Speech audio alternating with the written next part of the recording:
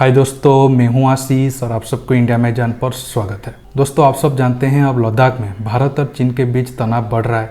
चीन हमेशा भारत को 1962 की बात कहकर चिढ़ाने की कोशिश करता है। आज मैं आपको बताऊंगा इंडियन आर्मी चीन से स्ट्रांग होने के बावजूद 1962 में क्यों हार गई, इसके लिए कौन जिम्मेदार है। इंडिया 1962 में अपना एयरफोर्स का इस्तेमाल क्यों नहीं किया। रूस और अमेरिका भी 1962 में भारत की मदद क्यों नहीं किए। दोस्तों, ये सारे सवालों की जवाब जानने के लिए आप आखिर तक ये वीडियो को देखते रहिए और जितना ज़्यादा हो सके ये वीडियो को लाइक शेयर करना मत भूलिए। भारत चीन जंग क्यों हुई और भारत कैसे हारा, इसके साथ 1962 की दोषी कौन कौन थे साथ में आपको बताऊंगा। पहले दोषी थे नेहरू जी। वो चीन को ज़रूरत से ज़्यादा भरोसा करते थे। देखिए, भारत को 1947 में आज़ादी मिली और 1949 में पीपुल्स रिपब्लिक ऑफ चाइना बना। शुरू के दिनों में भारत सरकार की पॉलिसी चीन से दोस्ताना रिश्तों की रही है। जब चीन ने तिब्बत पर कब्जा करने की घोषणा की थी तो भारत ने तब इस मुद्दे पर खामोश रहा। भारत चीन से संबंध को लेकर कितना गंभीर था ये बात कई मौके पर साबित हुई है। भारत ने जापान के साथ एक शांति समझौता के लिए एक सम्मेलन में सिर्फ इसलिए शिरकत नहीं की क्योंकि उसमें चीन को आमंत्रित नहीं किया गया था। जब चीन दुनिया में अलग थलग पड़ गया था उस समय भी भारत चीन के साथ खड़ा था। 1954 में भारत और चीन के बीच शांतिपूर्ण सह अस्तित्व के लिए 5 सिद्धांतों को लेकर समझौता हुआ, जिसे पंचशील समझौता कहा जाता है। इस समझौते के तहत भारत ने तिब्बत में चीनी शासन को स्वीकार किया। उसी समय नेहरू जी ने हिंदी चीनी भाई भाई का नारा भी दिया था। लेकिन भारत चीन की संबंध तब खराब हुआ जब तिब्बत में चीनी सैनिकों का हस्तक्षेप लगातार बढ़ रहा था। इसके विरोध में 1958 में पूर्वी तिब्बत के खम्पा लोगों ने सशस्त्र विद्रोह छेड़ दिया। शुरुआत में खम्पा लोगों को कुछ सफलता भी मिली थी, लेकिन अंततः चीनी सैनिकों ने विद्रोहियों को समाप्त कर दिया। इसके बाद दलाई लामा को भी धमकियां मिलने लगी। उन पर जान का खतरा बढ़ गया था। ऐसे में उन्होंने भारत में शरण लेने का मन बनाया। भारत ने भी उन्हें शरण देने को तैयार हो गया। इस वक्त तक भारत और चीन के संबंध और कुछ कारणों से भी बिगड़ने लगे थे। उसी समय भारत सरकार को सूचनाएं मिलने लगी कि चीनी सीमा के नज़दीक बड़े पैमाने पर सड़क निर्माण कर रहा है। जुलाई 1958 में चीन की एक सरकारी पत्रिका में कुछ विवादास्पद नक्शे छपे गए। इन नक्शों में नेफा मतलब आज का अरुणाचल प्रदेश और लद्दाख के बड़े इलाके को चीन का हिस्सा दिखाया गया था। लेकिन जब 1956 में नेहरू जी और चीनी प्रधानमंत्री चाउ इन लाई की मुलाकात हुई थी तो चीनी प्रधानमंत्री ने मैकमोहन लाइन को स्वीकारते हुए ये बात कही थी कि दोनों देशों के बीच कोई सीमा विवाद नहीं है। लेकिन बाद में चाउ इन लाई ने कहा कि मैकमोहन लाइन ब्रिटेन हुकूमत की विरासत है जिसे चीन कभी भी मान्यता नहीं दे सकता है। साथ ही उन्होंने कहा कि भारत और चीन के बीच हमेशा से सीमा विवाद रहा है जो कभी सुलझाया नहीं गया था। 22 मार्च 1959 को नेहरू जी ने पत्र लिखकर इस बात के कई प्रमाण दिए कि चीनी नक्शों में दर्शाए गए इलाके दरअसल भारत के अभिन्न अंग है। साथ ही उन्होंने अपने इस पत्र में यह भी उम्मीद जताई कि जल्द ही दोनों देशों के बीच इस मसले पर कोई सहमति बन जाएंगे। नेहरू जी के इस पत्र का जवाब आ पाता इससे पहले ही दलाई लामा भारत आ गए। यहाँ से भारत और चीन के रिश्ते और भी ज़्यादा बिगड़ने लगे। युद्ध की शुरुआत 20 अक्टूबर 1962 को हुई। चीन की पीपुल लिबरेशन आर्मी ने लद्दाख और अरुणाचल प्रदेश में मैकमोहन लाइन के पार हमला कर दिया। युद्ध के शुरू होने तक भारत को पूरा भरोसा था कि युद्ध शुरू नहीं होगा। इस वजह से भारत की ओर से कोई तैयारी नहीं की गई थी। यही सोचकर अरुणाचल प्रदेश के युद्ध क्षेत्र में भारत ने सैनिकों की सिर्फ 2 टुकड़ियां ही तैनात किया था, जबकि चीन की वहां 3 रेजिमेंट्स तैनात थी। चीनी सैनिकों ने भारत के टेलीफोन लाइन को भी काट दिए थे। इससे भारतीय सैनिकों के लिए अपने मुख्यालय से संपर्क करना मुश्किल हो गया था। चीनी सैनिक भारतीय क्षेत्र में 15 किलोमीटर अंदर तक आ गए थे। आसाम तक चीनी सैनिक घुसने की खतरा भी बढ़ गया था। लद्दाख में भी सेम चीज था क्योंकि भारत तैयार नहीं था। जवाब में चीन अक्साई चीन पर कब्जा कर लिया।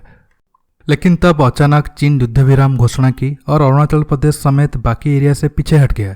लेकिन अक्साई चीन पर कब्जा रखा और भारत को जंग को खत्म करने को कहा, लेकिन नेहरू जी नहीं माने। फिर 14 दिन के बाद युद्ध शुरू हुआ, लेकिन भारत को ज़्यादा सफलता नहीं मिली क्योंकि चीन जंग के लिए 2-3 सालों से तैयारी कर रहा था। जवाब में भारत के पास 14 दिन था। नेहरू जी को जब जंग खत्म होने के बाद संसद भवन में सवाल पूछा गया, नेहरू जी ने संसद में यह बयान दिया कि अक्साई चीन में तो तिनके के बराबर भी घास तक नहीं उगती है, वो बंजर इलाका है। इससे आप अंदाजा लगाओ नेहरू जी चीन के खिलाफ कितने तैयार थे और उनकी सोच क्या था।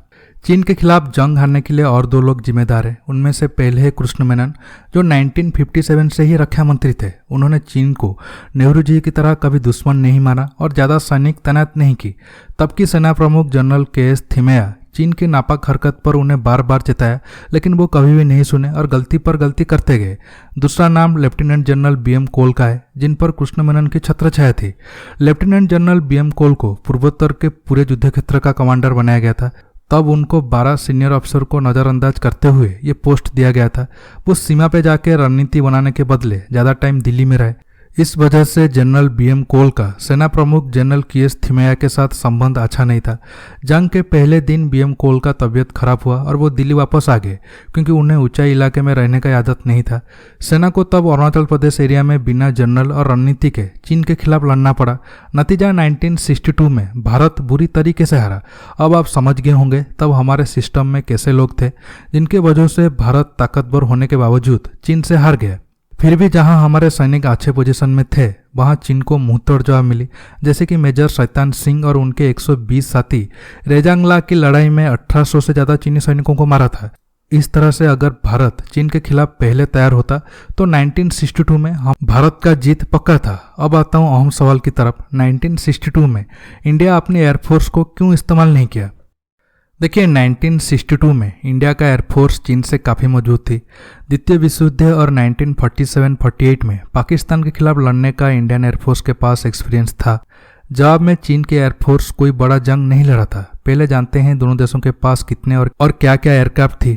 तब इंडियन एयरफोर्स के पास 22 कॉम्बैट स्क्वाड्रन्स और 500 से ज़्यादा एयरक्राफ्ट था, जैसे कि Hunter MK-56 fighter bomber aircraft, Gnat interceptor aircraft, French build ground attack aircraft Mystere और Toofani, Canberra bomber reconnaissance jets और वैम्पायर ग्राउंड अटैक जेट। जवाब में चीन के पास MiG-15, MiG-17, MiG-19 और मीडियम रेंज IL-28 बम्बर्स थे।